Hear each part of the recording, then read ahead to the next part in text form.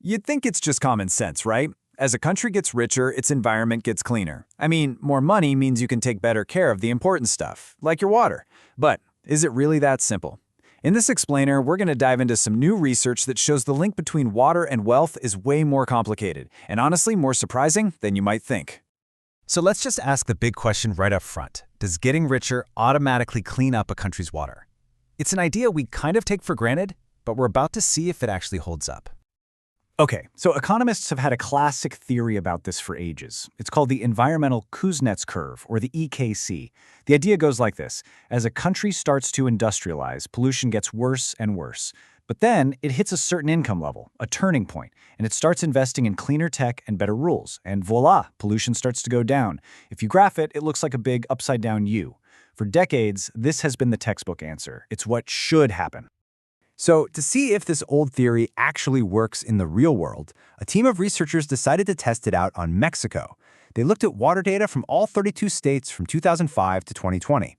And Mexico is the perfect place to do this. It's an emerging, middle-income country that, at least in theory, should be right around that crucial turning point.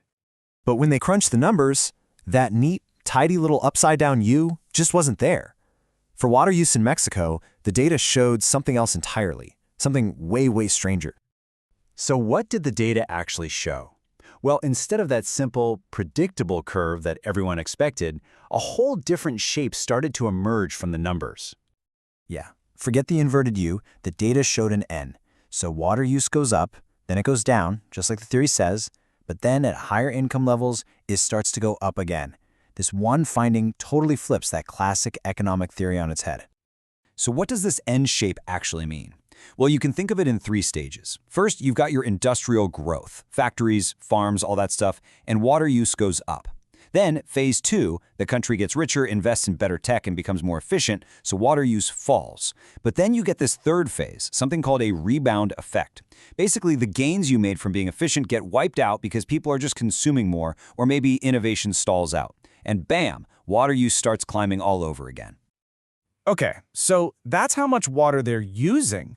But what about water pollution? You'd think it would follow a similar pattern, right? Well, not even close. The researchers found something even more counterintuitive. This is where the mystery really deepens. And this is where it gets really weird. While water use follows that N shape, water pollution follows an inverted N shape. It's the exact opposite.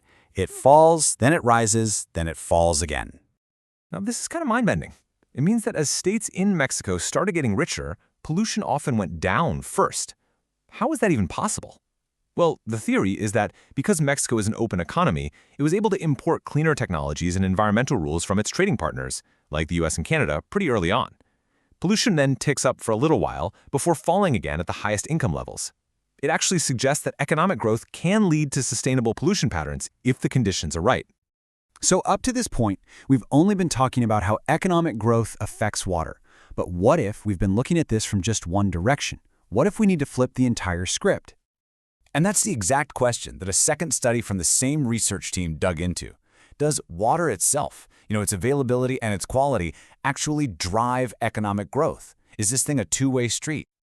This is that classic chicken and egg problem. Economists have a name for it, reverse causality. It's not just about how growth impacts water.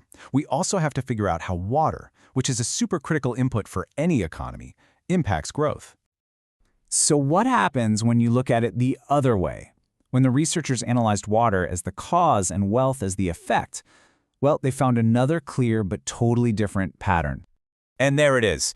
They found that the impact of water availability on a state's level of wealth follows that classic inverted U shape we talked about at the very beginning. Turns out, the original theory was right. It was just describing the opposite relationship. So what this means is that there's an economic sweet spot for water use. At first, using more water helps your economy grow, but you hit a point where overusing it and creating scarcity actually starts to cost you, and it drags the economy down. So, too little water is bad for growth, and too much is also bad. It's kind of like a Goldilocks principle for water's role in the economy. I know, that was a lot of different curves and shapes to keep track of, so let's just put it all together. Think of this table as your ultimate cheat sheet. When we look at the impact of growth on water, we get the N shape for use and the inverted N for pollution. But when we flip it and we look at water's impact on growth, we get that classic inverted U shape for water availability. It's this really complex two-way dance. So why does all this theory about curves and shapes actually matter?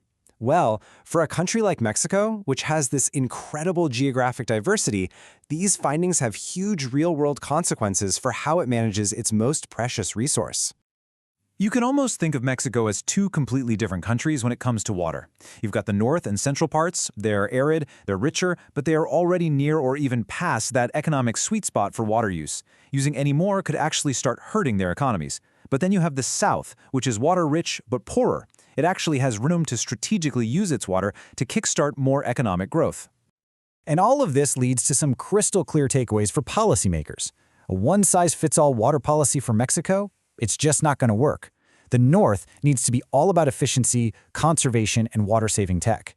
The South, on the other hand, could actually benefit from policies that help it use more water to drive development. And this opens the door for a really interesting idea: creating water markets that let the water-rich South trade with the water-starved North. So that simple idea we started with, that getting rich automatically fixes everything, well, the reality is this complex dance of N shapes and inverted U curves and two-way streets. It just goes to show that what seems obvious on the surface is often way more fascinating underneath. And it leaves you with a final thought. If the connection between something as basic as water and wealth is this complicated, what other simple assumption should we be questioning?